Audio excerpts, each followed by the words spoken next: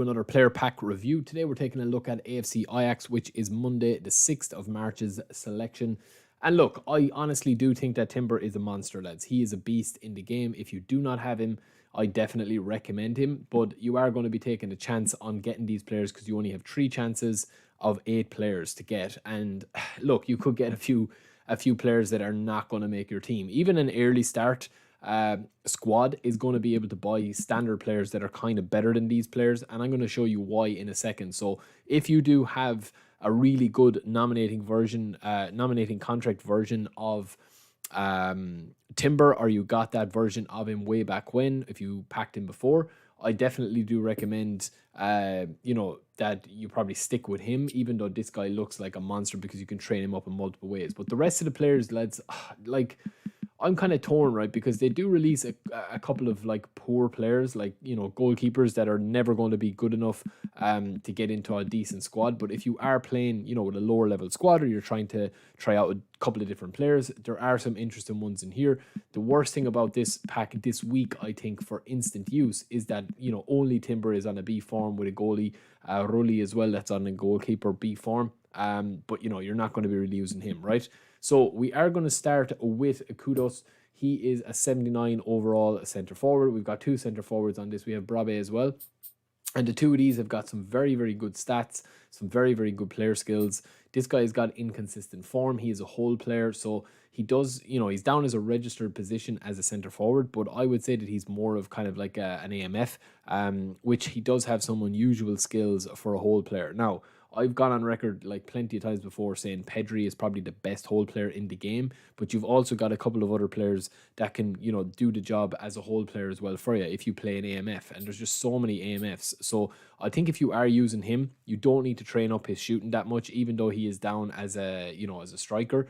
I definitely think what you're going to probably want to do is use him as kind of like a run and gun all-rounder. You can still have a bit of shooting, you can still have a bit of finishing, but it's mostly going to be pace. And he's just going to be a very well-rounded 88 overall player that we kind of train up here. So this is one version of him. You've got 82 dribbling, 82 speed, and then obviously the acceleration and kicking power. I don't think he's that good, to be honest. Even if you take away the passing here and you just pump, more into dexterity or dribbling, you're not going to, like, with 12 points into that, or even 10 points into that, you're not even going to crack 90 on any of the stats there. So I genuinely do think he's a very strange selection in this one. I also think that Brabe here, the centre forward, is more of kind of like a traditional kind of what works in eFootball 23 at the moment, is kind of, very central forward, physical attributes that are there that you don't really need to touch, and you can just throw in as many stats as possible into his speed, his acceleration, his stamina, his finishing. They're fairly decent stats.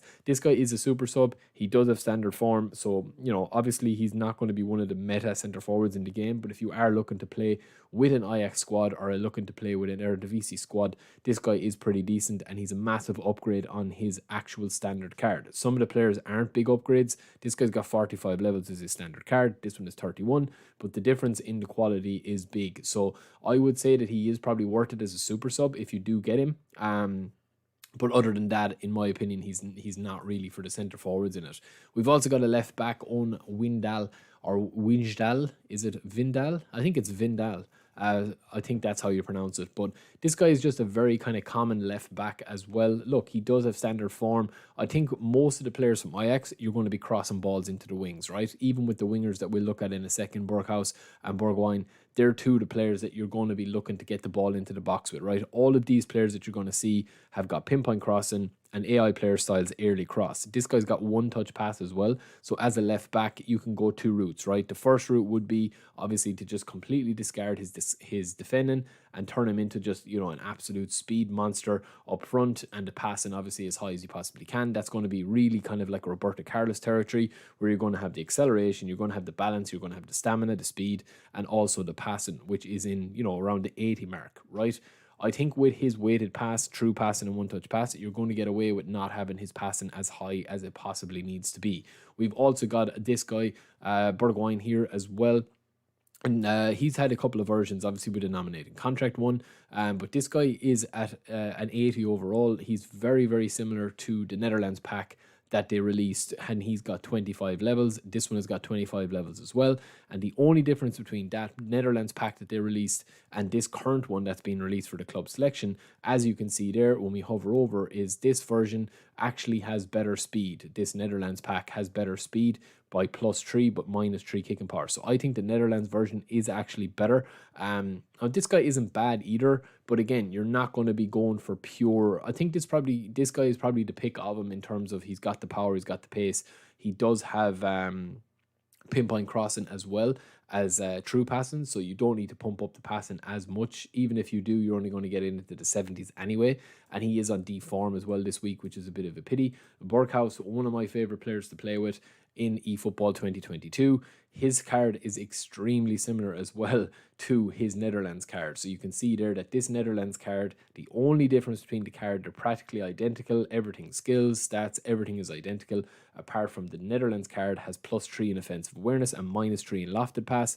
And this one that's available now today, Monday, has got better lofted pass and less offensive awareness. So you can kind of, you can kind of see what they're doing with these cards. Obviously, both of them editions have got 90 playstyle proficiency as well. This guy's got unwavering form as well. He's got some nice player skills. He's got early cross, pinpoint cross, and true pass and first time shot. This guy can shoot quite a bit as well, so we've pumped up his finishing and curl quite high.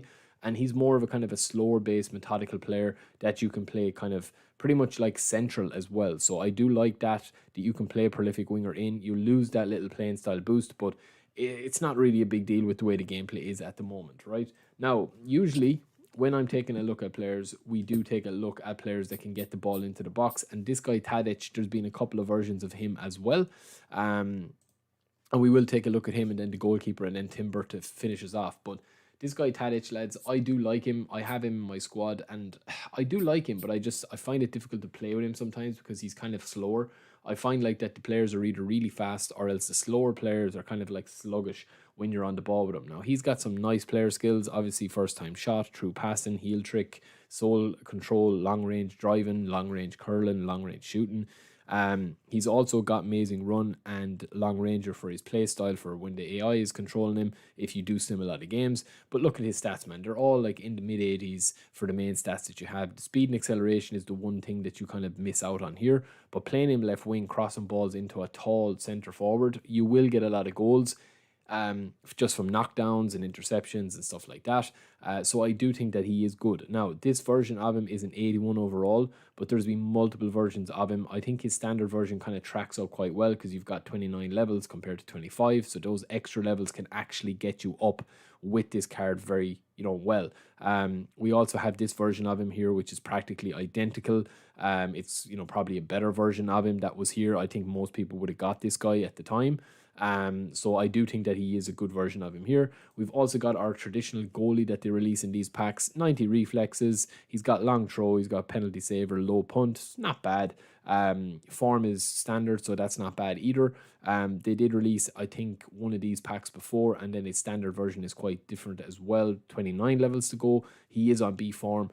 But look, all this pack is leading to Timber, right? Timber is probably the pick of this pack. And I honestly think that Timber is one of the better centre halves in the game, right? His stats are incredible. But even away from his stats, man, he's just so good. He's probably the best tackler in the game defensively. I would say him and Koundé. If you are struggling to tackle and let the AI defend for you, or not even defend for you, but if you're struggling to get a helping hand off the AI, and you're used to playing with, bigger kind of centre backs like Van Dijk or Koulibaly, this guy will be life-changing or game-changing for you if you actually learn to play with him and learn what works for him, right? He's not the tallest, but he is super, super fast, super defensive, super aggressive. He's got excellent player skills, as you see here. Not only does he have interception, blocker, sliding, tackle, acrobatic clearance, and fighting spirit, he also has one-touch pass, which can get you out of a lot of difficulty when you are looking to get that ball out of the box and just spray it up the field, right? Which is kind of what you need to do now because of the changes to tight possession with V2.4, right? But we've trained him up. We can train him up two ways, right? This is kind of version 2 of him, I would say. And I saw this build on eFootball DB's Twitter. So this is actually the defensive side of him that you can get, right? So along with those player skills, I would say that if you're looking for one of the easiest centre backs to use, you've got 80 acceleration, 82 speed, you've got 73 low pass, 71 ball control and dribbling, and then 95 awareness, 93 tackling, 95 aggression, and 92 defensive engagement, right? You will literally be able to use this centre half in any squad. He's on B form. He's got every team play style you could possibly want, unwavering form. Now, I think if you do manually defend a little bit, you don't need that defensive awareness as high. You can still keep the aggression quite high, but you can actually train this guy to be a more well-rounded player, right? I would pump up this tree to get that 70 physical contact up, and then I would also probably leave the body balance, the body strength at that, but I would pump up this acceleration, right? A lot of people don't like to pump up acceleration on their centre halves. They kind of think it's meta and stuff like that. I would agree with that. I do think that you kind of, things have changed with V2.4. You don't need to train up. If you do get Timber, I'm spending a bit more time on him because I think he is the pick of the packs, or the pick of the pack here. But you don't need to spend as many acceleration points if you don't manually defend a lot, right? If you don't use him as a right back, you just want to use him as a centre back. But I genuinely think that he really excels when he has got that extra little bit of pace to be able to like launch counter attacks, right? You still have the defense capabilities, the tackling, the aggression, the awareness, everything is still there, but you've got 86 acceleration, and on top of that then as well, you're going to have 70 type possession that you'll be able to play a little bit of ball with him. Now he does have one touch pass, so we don't need to worry about the low passing. So then it's pick your poison. If you want one more into defense, or else you can put a couple of more into aerial, or else you can put one more into dexterity to have 87. I would probably, have one of those builds as my option if I was going down that route. We can also get a bit more into stamina and speed. So that is it for me, lads. I'll be back quite soon. We'll have a good few videos up today, but that is the Ajax pack reviewed and training guides for ideal player training. So that is it for me, lads. I will be back soon. Peace.